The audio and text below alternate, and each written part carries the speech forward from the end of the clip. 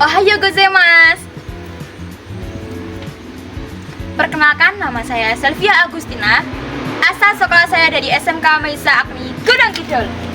Saya sebagai anggota pelajar penggerak Merah Putih angkatan kelima ingin menyelesaikan RTL 1 pembekalan fasilitator PPMP angkatan yang kedua, yaitu public speaking tentang program-program yang bermutu untuk pelajar dasar dan menengah diselenggarakan oleh Kemendikdasmen.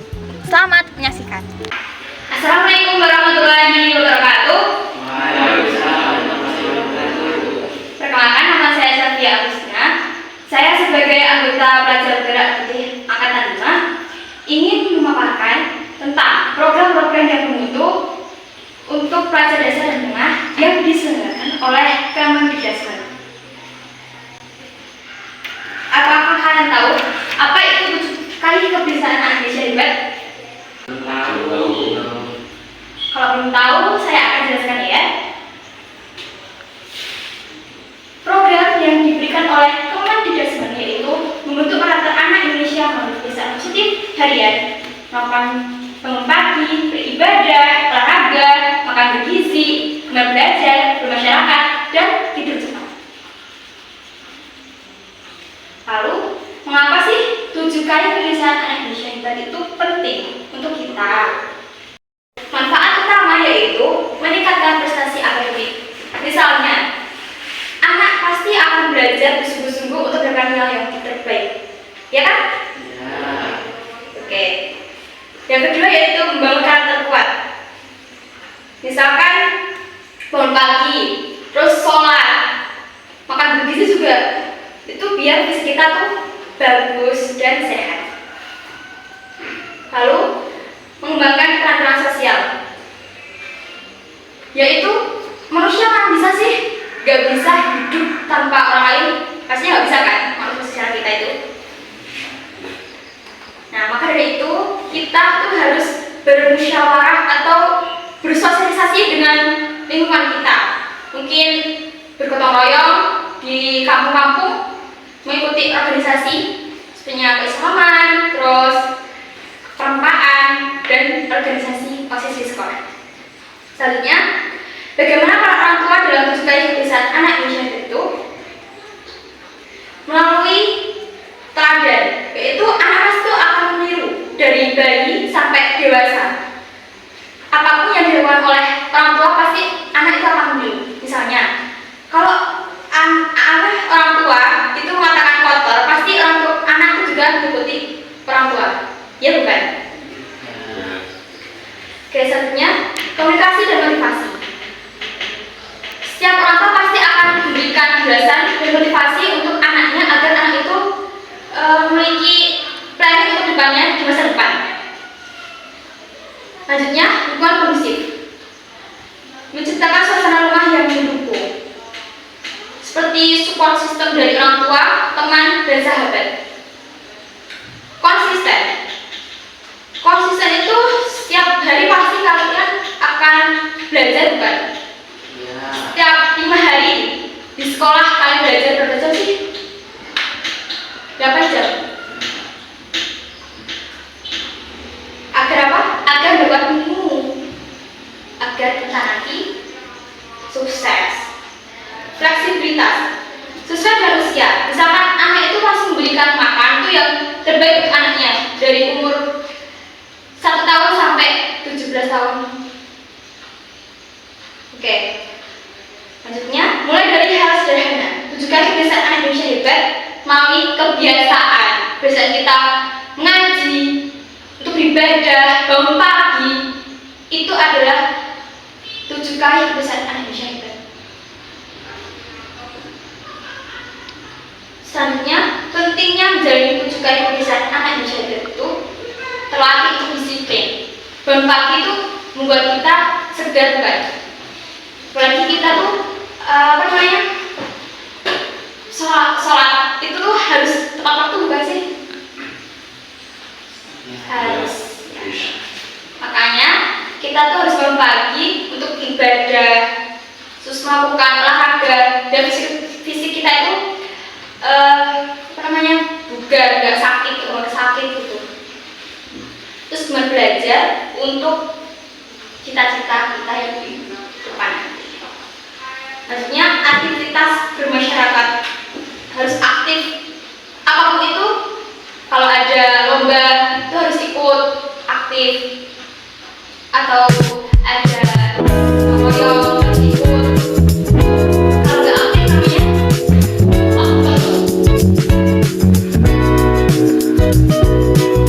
itu cara hidup aku. Kalau nggak itu apa ya? Kadang ya.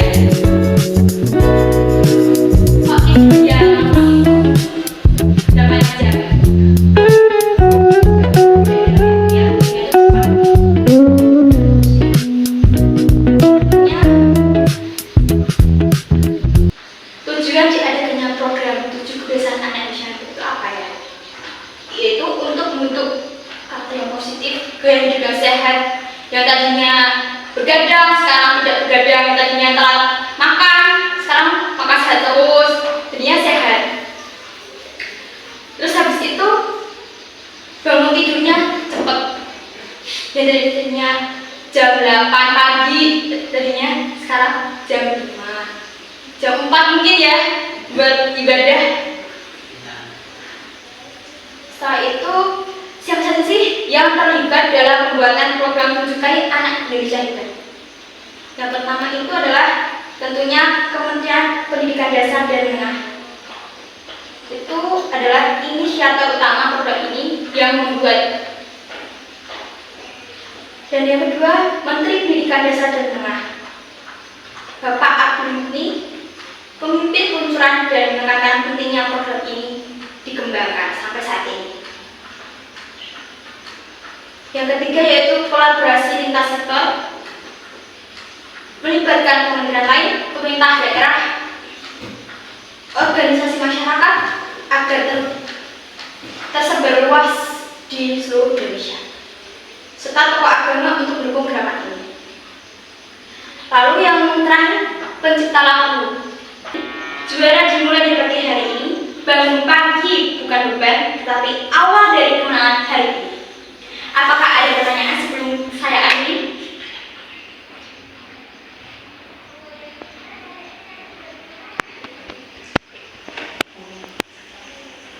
Saya tanya. Ya, Pak. Dedek. Bagaimana cara kita itu membiasakan melakukan 7 KAI tadi itu gimana? Oh, caranya.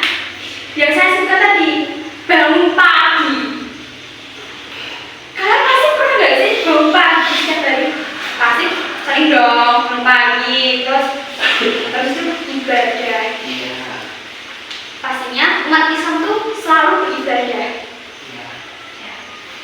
Terus olahraga. Mungkin sehari ada jadwalnya PJOK, pasti kita juga melakukan olahraga setiap hari. Terus setiap hari di SMK Sakti juga melakukan yaitu senam. Gitu. Sudah rasanya 7 kali anak Indonesia Hebat, kebiasaan ini. Oh iya, terima kasih. Iya, semua. Oke, selanjutnya siapa yang mau bertanya? Saya. Oke. Pertanyaannya, bagaimana cara orang tua memberikan contoh penerapan 7 KAIH pada anaknya? Orang tua. Iya. Orang tua itu pasti menerapkan, setiap harinya pasti menerapkan. Yang pertama, membangunkan kita untuk bangun pagi. Pastinya ya? Iya. Iya pasti dong. Masa orang tua mau melihat anaknya itu telat untuk masuk sekolah? Nggak mungkin kan ya? Bangunkan terus. Itu contoh dari bangun pagi. Oke, sudah terjawab? Sudah terjawab belum kalian? Sudah. Oke. Selanjutnya saya mau bertanya. Oke. Bagaimana cara mengubah anak yang enggan aktif dalam mengikuti organisasi? Mungkin dia itu malu, gak mau bersosialisasi. Tapi mungkin bisa diajak dari orang tua atau teman agar orang itu atau anak itu bisa mengikuti organisasi dan lebih aktif di organisasi. Sudah jawab? Sudah. Oke, terima kasih. Kalau anak itu punya trauma pada temannya atau lingkungan, gimana? Traumanya apa dulu? Ya bisa jadi karena temannya dibully atau dibully gitulah. Dibully, mungkin bisa melapor ke orang tua, bisa cerita mungkin ya. Pasti anak itu pasti sebenarnya nggak jauh-jauh dari orang tua atau ke temen atau ke kakaknya yang mungkin punya kakak, Ya. terus ke guru atau ke psikolog. Itu agar anak itu sembuh untuk traumanya dan bisa bersosialisasi. Seperti itu jawabannya. Cukup. Terima kasih. Apakah ada pertanyaan selanjutnya? Saya Iya, Pak Dewi. apa dampak jika kita tidak melakukan 7 KI?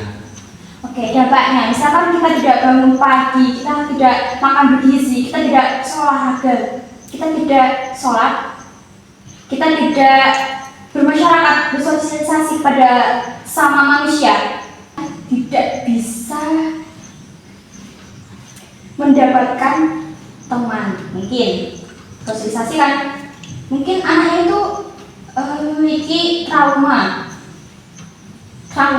di masa kecil, atau mungkin mereka nggak mau untuk bersosialisasi. Nah, maka dari itu anak itu harus ikut organisasi di luar. Apakah sudah dijawab ini? Ya. Oke, terima kasih. Dari saya, wassalamualaikum warahmatullahi wabarakatuh. Waalaikumsalam warahmatullahi wabarakatuh. Itu kan